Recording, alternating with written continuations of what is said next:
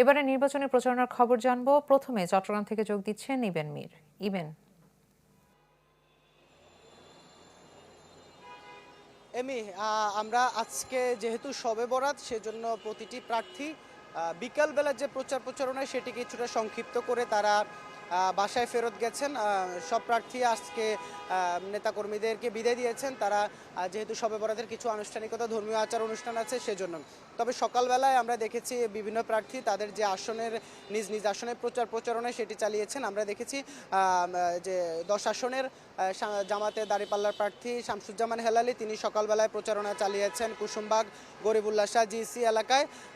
এ সময় তিনি যে জামাতে ইসলামীর অন্যান্য যে নেতাকর্মীরা তারা তার সাথে ছিলেন। এছাড়া চাকসুর ও যে যিনি ভিপি নবনির্বাচিত ভিপি তিনিও তার সাথে হয়ে প্রচারণা চালিয়েছেন। আর অন্যদিকে আমরা চট্টগ্রাম ৯ আসনে বিএনপি প্রার্থী ধানের শীষের প্রার্থী আবু সুফিয়ান তিনি প্রচারণা চালিয়েছেন বাকলিয়া এলাকায়।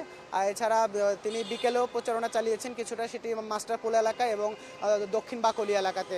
এছাড়া অন্যান্য আসনের যে প্রার্থীরা বিশেষ করে চট্টগ্রাম ৪ আসনে সীতাকুণ্ড আসনে আসলাম চৌধুরী তিনিও প্রচারণা চালিয়েছেন বিকেলের দিকে। আর এছাড়া একই আসনে জামাতের প্রার্থী তিনিও কিন্তু ভোটারদের একেবারে দাঁড়ে দাঁড়ে যাচ্ছেন, মাঠ চষে বেড়াচ্ছেন।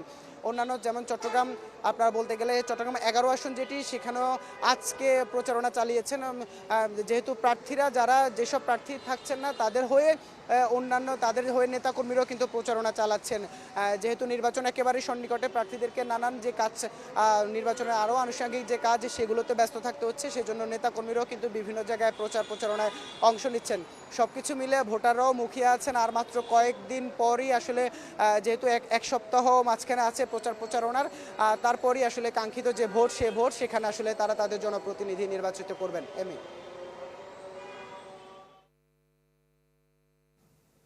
ইবেন, আপনাকে ধন্যবাদ।